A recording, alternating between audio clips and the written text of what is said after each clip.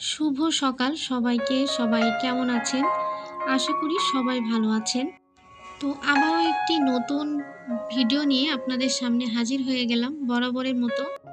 যে যেখান থেকে দেখছেন না কেন সবাইকে বলবো, ভিডিওর ১ম এই বলতেছি প্লিজ সবাই লাইক দিয়ে আমার ভিডিওটা দেখা শুরু করবেন। আসলে আমি অনেকদিন পর থেকে আবারও কাজ শুরু করেছি, তো এজন্য আসলে এই কথাগুলো আমাকে বলতেই হবে। তো আমি জানি অনেকেই আসলে বিষয়টা জানেন। তবে ভিডিও দেখতে, দেখতে কিন্তু আ ভুলে যায় অনেকে। যেমন আমিও ভুলে যাই। অনেক আপুদের সুন্দর, সুন্দর ভিডিও দেখতে, দেখতে না লাইক দিতে ভুলে যাই। আর লাইকটা একটা ভিডিওর জন্য অনেক অংশে গুরুত্বপূর্ণ। কারণ আমরা যারা এই প্ল্যাটফর্মগুলোতে কাজ করতেছি তারা কিন্তু জানে একটা লাইকের কতটা গুরুত্ব। আসলে আমি গত ৩ বছর আগের থেকে এই চ্যানেলটা শুরু করেছিলাম অনেক আশা, অনেক স্বপ্ন নিয়ে। কিন্তু সেই স্বপ্নটা আসলে আজও আমার পূরণ হয়নি। তো যাই হোক, যে কারণেই হোক এটা হয়নি।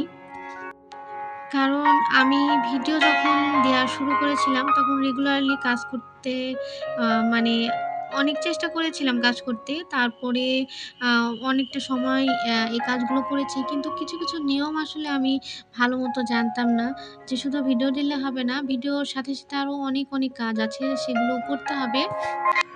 তো যাই হোক, আমার ভিডিও এক পর্যায়ে কিন্তু একটু আম ভিউজ হয়েছিল কিংবা ভাইরাল যেটাই বলেন না কেন হয়েছিল। তারপরে আসলে আমার যে ভিডিওগুলো আমি দেওয়া বন্ধ করে দিই যখন থেকে, মানে যেকোনো কারণেই হোক দেওয়া বন্ধ করে দিই, তখন থেকে আমার চ্যানেলটা অনেকটা ডাউন হয়ে গিয়েছিল।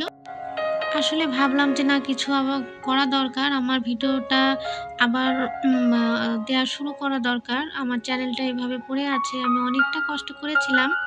তো এইজন্য আবারও চেষ্টা করতেছি। আপনারা যদি সাথে থাকেন অবশ্যই আমি সেই আ সময়টা কে আমি উতরিয়ে যেতে পারবো। তো যাই হোক, এতক্ষণ শুধু আমি নিজের কথাই বলতেছি। আপনাদের হয়তোবা এই কথাগুলো শুনতে এতটুকু ভালো লাগেনি। আমার নিজের জন্যই বলেছি। আসলে রান্না সম্পর্কে কিছুই বলতেছি না। তো ডেইলি, ডেইলি যেহেতু আমাকে ব্লগটা দিতে হয়, ডেইলি বলতে আসলে আমি সপ্তাহে এখন ২ টা ব্লগ ভিডিও দিই। মানে বিশেষ করে রান্নাটাই বেশি থাকে আমার ভিডিওতে। মাঝে, মাঝে আমি যে লাইফস্টাইল কিংবা আমার সংসারের যে কাজকর্মগুলো থাকে মাঝে, মাঝে আমি আপনাদের সাথে শেয়ার করি।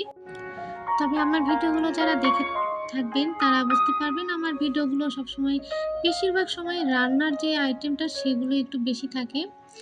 তো যাই হোক, অনেক কথা বলতেছি।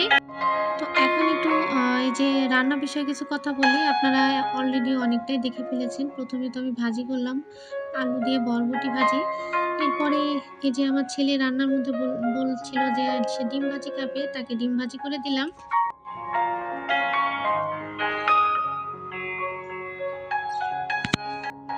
তো এরপরে যে আমি এখানে যে রুই মাছ রান্না করতেছি। তো আমার ভিডিওগুলো যারা দেখেছেন আগে, আগে অনেক আপু এবং ভাইয়েরা দেখতো তারা বলতে পারবে যে এই মাছটা কিন্তু আমাদের বেশি খাওয়া হয়। তো যাই হোক, আপনারা এখন বলতেই পারেন কেন বেশি খাওয়া হয়? তো বিগত যে ভিডিওগুলো যদি কেউ দেখে থাকেন তাহলে বুঝতে পারবেন কেন বেশি খাওয়া হয়। আমার এই রান্নাগুলো দেখে অনেক আপু এবং ভাইয়ারা কমেন্ট করেছিলেন অনেক আগে যখন আমার ভিডিওগুলো ভাইরাল হয়েছিল। অনেক, অনেক আপু এবং ভাইয়ারা যখন আমার ভিডিওগুলো দেখতেন কমেন্ট করতেন যে আপনার রান্নাগুলো অনেক, অনেক ইজি। তো হ্যাঁ, আমার রান্নাগুলো অনেক ইজি আর আমি মসলাটা একটু কম দিয়ে রান্না করার চেষ্টা করি। আর সব মাছের মধ্যে কিন্তু আমি পেঁয়াজ আর রসুনটা ব্যবহার করি না। আমি আমার স্টাইলে রান্না করি। আর তবে আপনারা ভাববেন না যে এই রান্নাগুলো খেতে আসলে ভালো হয় না। ভালো হয় যদি এরকম প্রসেস করে রান্না করেন।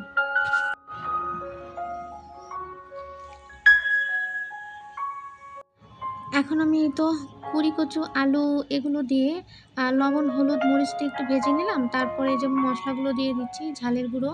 যেহেতু এটা বড় মাছ, এই যে ঝালের গুঁড়ো না দিলে আসলে খেতে বেশি ভালো লাগে না। এজন্য আমি ঝালের গুঁড়ো দিয়ে নিলাম, আদা পেস্ট আর হচ্ছে জিরার গুঁড়ো দিয়ে মসলাটা কষিয়ে পরিমাণ মতো ঝোল দিয়ে দেবো। কারণ আমরা সব তরকারি কিংবা মাছের ঝোলই খাই।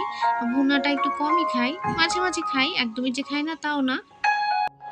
এখন এই যে সবজিগুলো কুড়ি-কচু দিয়ে খেতে কিন্তু অনেক ভালো লাগে।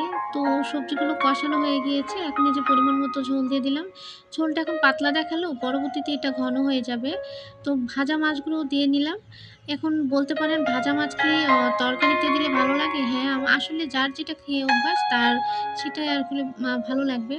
তো যাই হোক এর মধ্যে গরম মসলার সামান্য পরিমাণ চিনি দিয়ে আমার এই যে ঝোলটা আমি নামিয়ে নেব হয়ে গিয়েছে অলরেডি।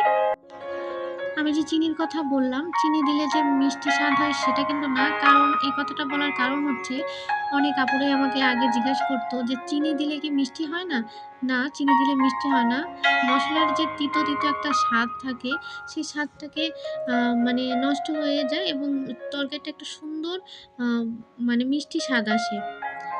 তো যাই হোক, আমার এই যে রান্নাগুলো হয়ে গেল আজকে দুপুরের রান্না। তো আজকের মতো ভিডিওটা এখানেই রাখছি। সকলে ভালো থাকবেন। সকলকে অনেক, অনেক ধন্যবাদ। Thank you.